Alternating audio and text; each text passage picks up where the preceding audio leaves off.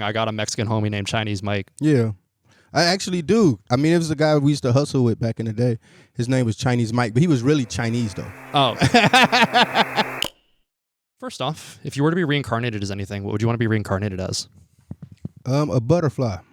That's a very beautiful answer. Because butterflies are beautiful. They are beautiful. You want to be a bad bitch? Yeah. So, yeah, butterflies are like the baddest bitches on earth, so... That's the way you view it? Butterflies are bad bitches? Yeah. Well, wait, would you be a caterpillar technically first, or would you?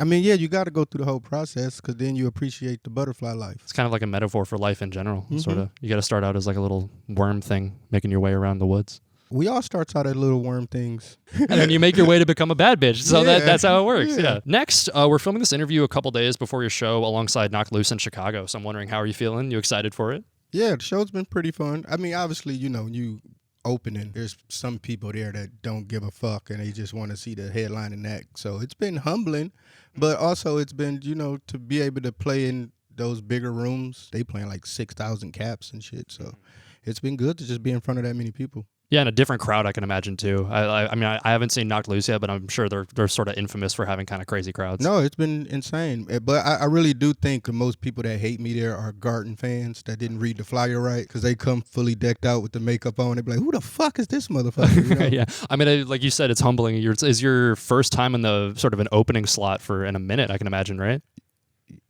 Yeah. So I've just been used to just playing my own shit, so...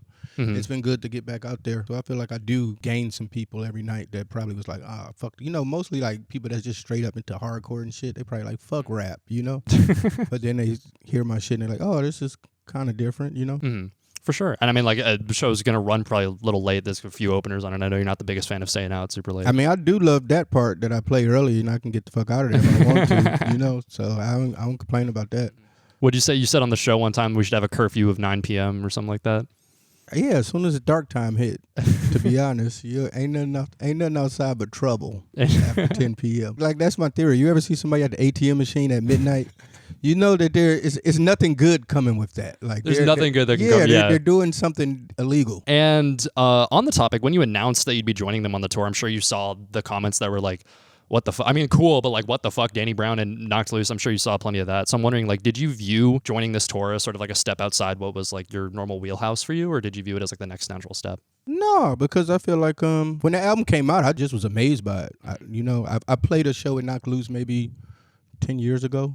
Damn, really? Okay. For Adidas, we did an Adidas event together, so it was just a total different situation. But then when that album came out, I was like, this shit is fucking crazy, And so I just reached out to him and was like, yo, this album is fucking dope. I would love to catch a show, Yeah, no, I mean, something I've always appreciated about you is that you've very much seemed to sort of like have that attitude of like, if somebody's music is cool, I'm going to reach out to them and talk to them. I feel like nowadays a lot of people are like, no, they need to hit me up first, sort of thing. I mean, yeah, because it sucks to get curved, I mean, especially if you're trying to, hit somebody up to work. But I understand it, I don't never take it personal or nothing like that. I'm just a fan first, For me to be able to make a living off of music is a blessing, and I'm truly appreciative of it, On the topic of performing, on the Turning the Tables podcast, you mentioned that you noticed a lot more younger people in your crowds after Scaring the Hose dropped, which got me thinking there's been a lot of discussion about how like younger people at like shows often sort of approach it as like a popularity contest, like an opportunity to be funny or whatever. So I'm wondering, like, as someone who's performed for like, older crowds, like going back a few years, and now sort of you're getting the experience of performing for a little bit slightly younger crowd, do you notice like a difference in attitude between them? And if so, what do you think needs to change about that? I think the only difference in attitude is that kids coming up with social media and all that, they feel like they close to you, they can touch you, they can talk to you, like type of shit. Like when I was a kid, if I went to a Nas show, the last thing I would do is expect to meet him. Or to bring my vinyl and he's going to sign it. But I also think it's like totally different artists and shit too, because like let's say if they go to a Future show, they wouldn't treat Future like that. But to me, it's like, yo, Danny, talk to me, hang with me. You my boy, And it's like, bro, I'm 40-some years old.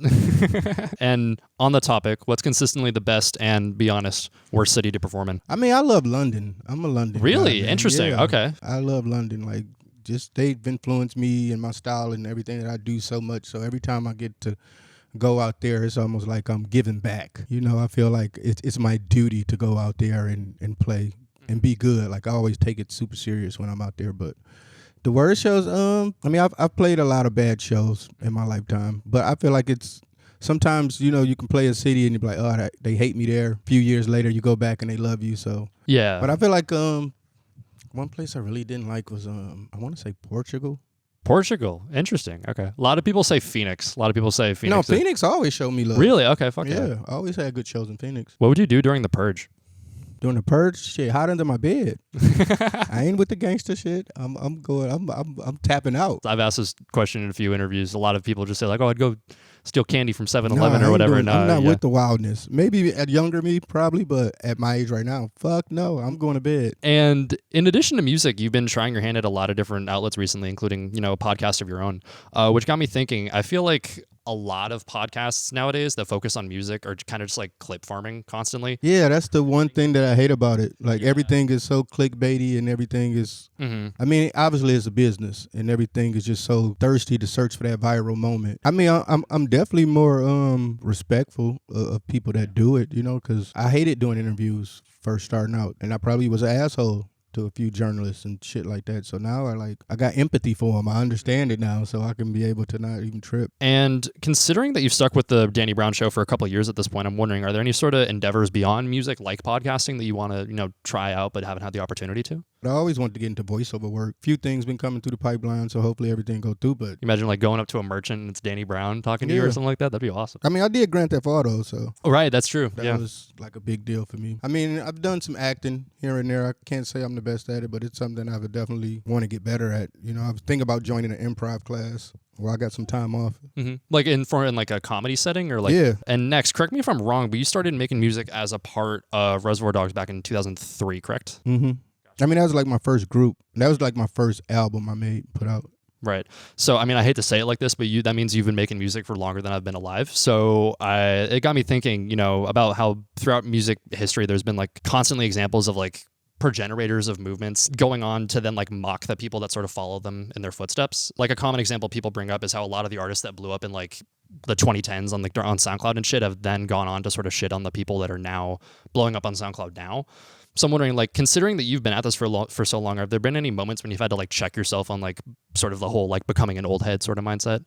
I mean, all the time. I mean, all the time. I think the stuff that we grew up to is always going to resonate with you because you grew up to it. So you always think about that past and you always going to feel like that's better. But I think now is better because the music I was able to get, it was only what they was putting out. Me just sitting around watching MTV or BET or something like that.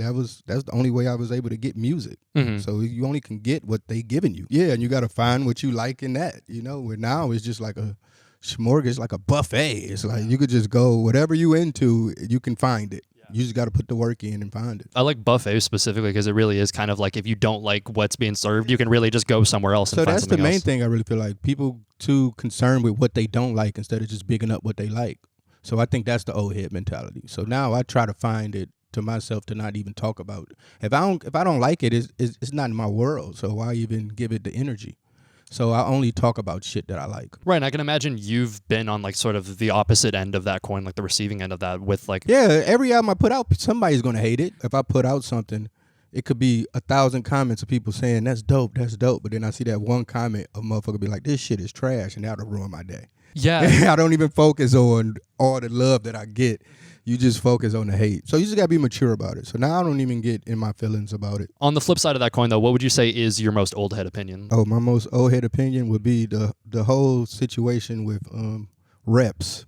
Oh, okay. What's this? How kids like this cool. Like I can wear some fake shit and it's not a big deal. Like the old head of me is we didn't fuck with that shit, man. Yeah. You're supposed to save up.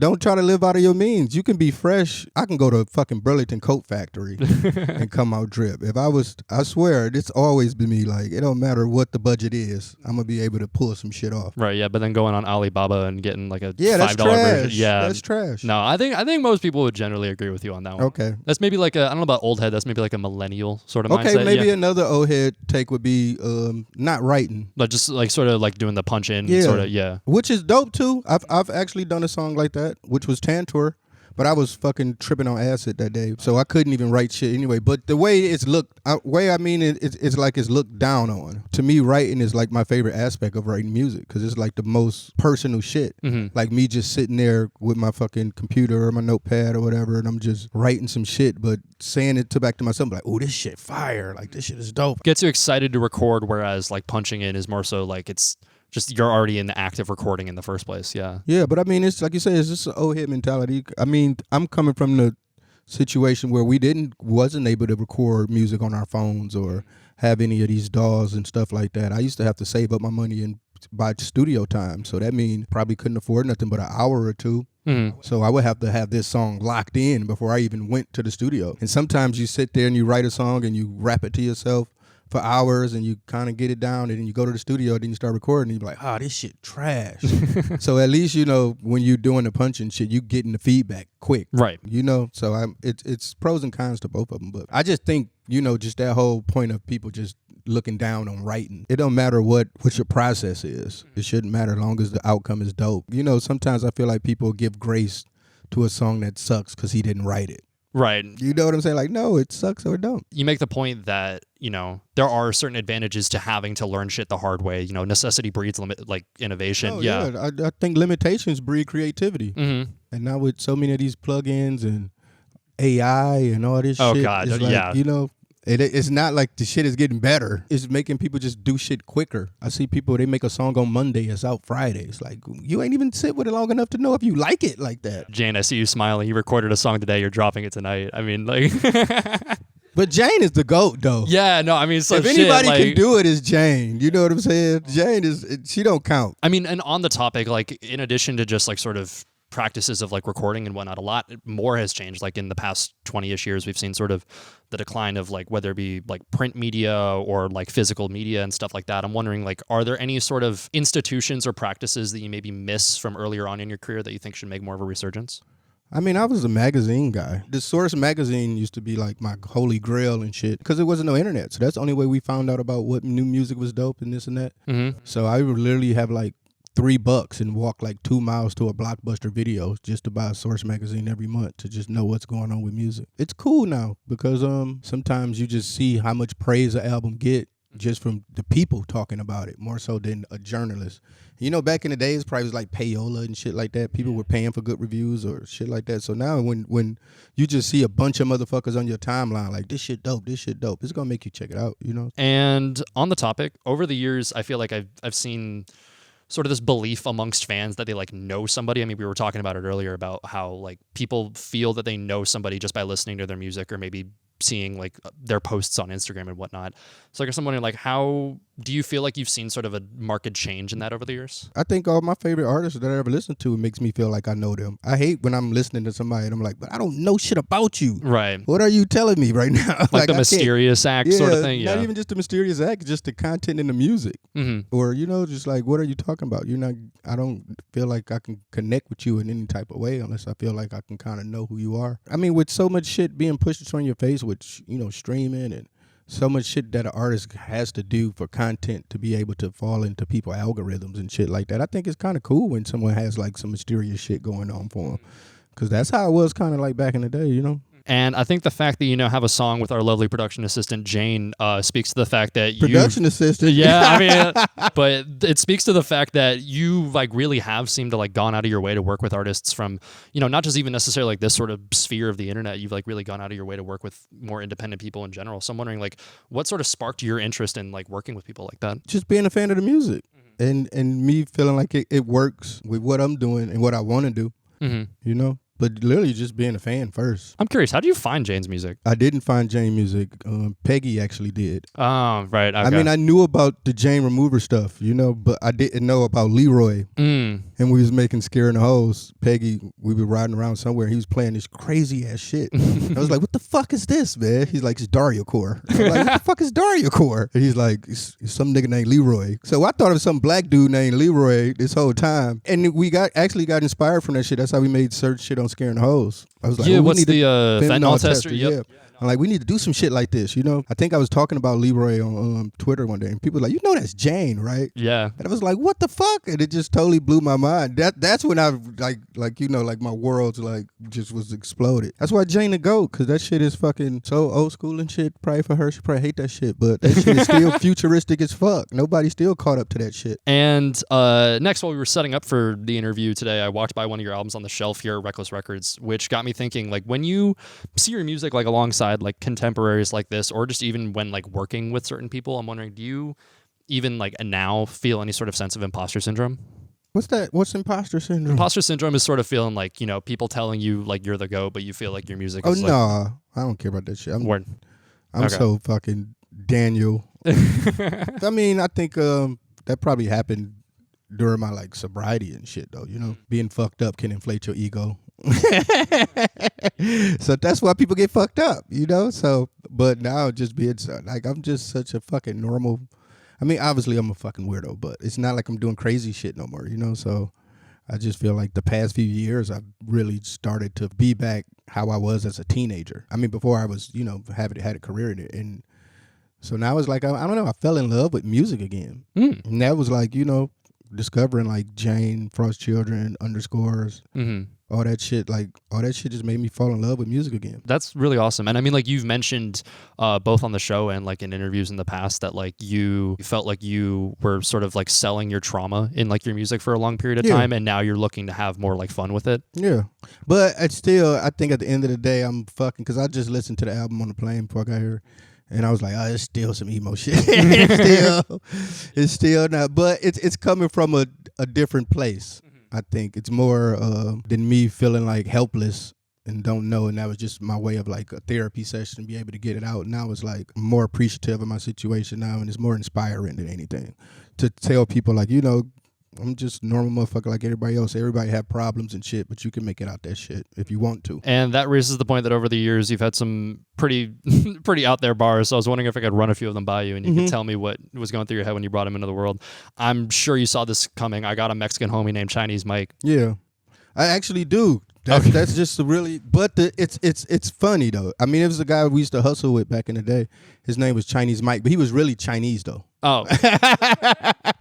I was on acid that day. It just was funny. I was gonna say, yeah, it's but Tantor. No, yeah. I got it from an actual real person. His name was Chinese Mike, but he was really Chinese. He wasn't Mexican.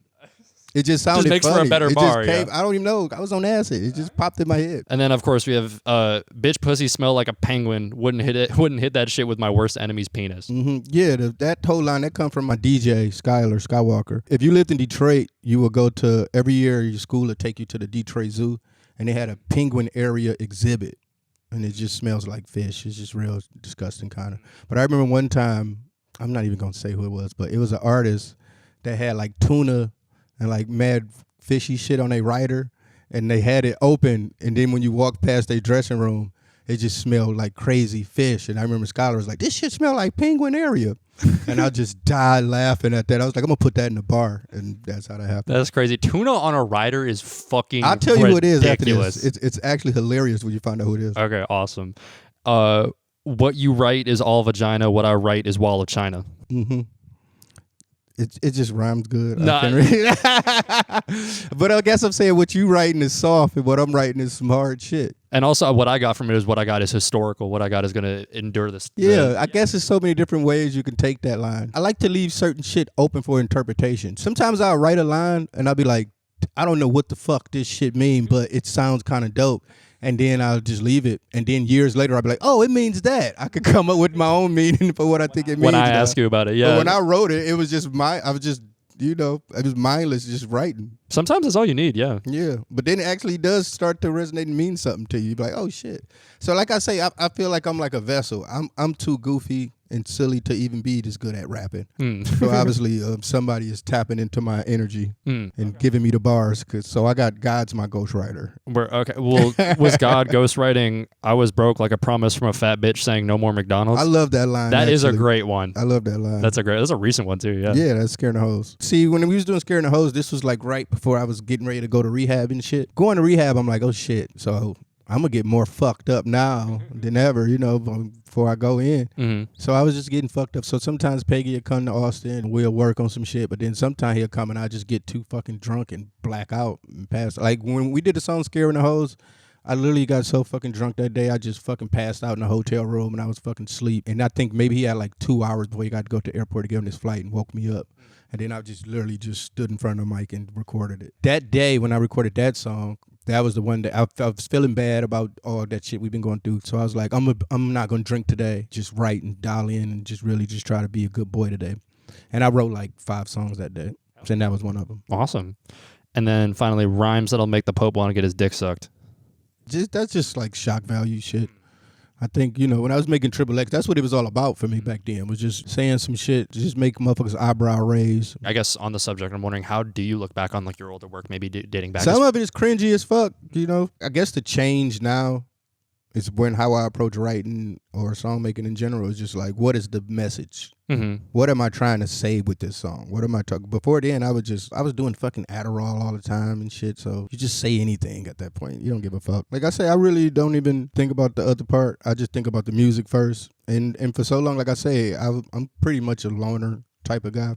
Like I wouldn't sit around and talk to my problems about people, because I know it's people worse. Like imagine me going to the hood and be telling motherfuckers what I'm going through and shit. They be like, motherfucker, I live in the hood. The fuck is you talking about? You doing, So it's like the best way for me to get that shit off my chest was to talk to the fans about it, which I don't even like calling fans, family. I don't trip on it because I feel like that's more of a blessing for me than anything, where people can go back and listen to something from 10 years ago and it still hit today. And that was always my plan when I made music. I didn't want people to discover some old shit and be like, this shit sounds dated or this shit sucks. So I swear, with making this album, I'm like, trying to do some different shit.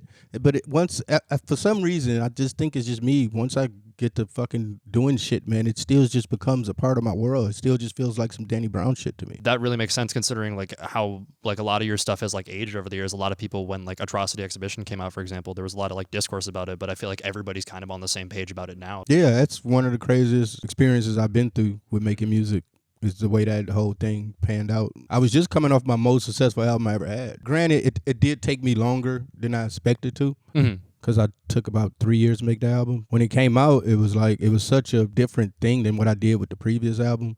I feel like I lost a lot of fans because I was just coming off making ass-shaking, nasty songs and shit. And then just to come with something like that, it turned a lot of people off. And then I never heard this word before, and people were saying it was critic bait. Critic bait? Critic bait. Like, what the fuck is critic bait? I'm just rapping about my life. Now it's 8 years later, and people say it's a classic. So, and then no matter how many new artists you discover, it seems like there's always like 100 more you wish you found sooner. So if you could pick a handful of like smaller artists to put our listeners onto right now, who would you pick? I think I've been listening to the same shit everybody else been listening to be honest. So I don't know. I mean, in fairness, like whenever you bring up like, underscores Jane, so like stuff like that, I feel like people are always like taking it as like such a surprise, but also like really appreciative of it. But they like superstars already to me, so I don't even look at them like smaller artists or nothing like that. But so I don't really know. And then you've collaborated with a ton of people in the past, but I'm sure there's still plenty more you want to work with. So if you can name a handful of like dream collaborators of yours, who would they be? Fucking LP. I never really got a chance to dial in with LP. I would love to work with Arca. Oh shit! Oh my god, that'd be incredible. I know. I tried. Finally, what are you looking to accomplish this year? What can we expect from Danny Brown going forward? What do I hope to accomplish? This year is over with. Okay, 2025. You know what I'm saying? Okay, come on. All right. Come on, work with me here, Danny. What do I hope to accomplish in 2025? I don't know. I think I just want to keep going. I feel like a child again, as weird as that sounds. And I guess that's just what being sober does. I don't do shit no more. Like when you fucked up, that's the thing about being fucked up. You can be happy with being bored. Now when I'm bored, it's like you sitting around, you bullshitting. You could be making music right now. So I'm just always fucking like, I can't even really play video games. Like, even though I have been playing Metaphor like crazy. Oh, hell yeah. But that's because I've been on this run, I'm only like 10 hours in, but it's so good. The best game of the year. Really? Okay. Okay, I need to check it out. I'm an Atlas fanboy, but yeah, I don't think people was expecting it to be this good. Hell yeah. You ever play Persona? I'm a fucking Persona, and that's my favorite game all the time. Really? Awesome. Which entry is your favorite? 4. 4? Okay, I like 4 and 5 a lot. I've played all the games. So. 4, but I mean the last one, they just milked it so much. They did. How many goddamn versions of it? It kind of left a stain on me. Mm-hmm. But yeah, 4 is my favorite. Awesome. Okay. I think that wraps it up for us today. Thank you so much for joining me today. Thank you, man. Awesome. Here. All right. Hell yeah. Hell got a break loose for me to find. Had to go crazy in this bitch to find. It was every second. Take no days off. 365, we live to go hard. Like an intern, gotta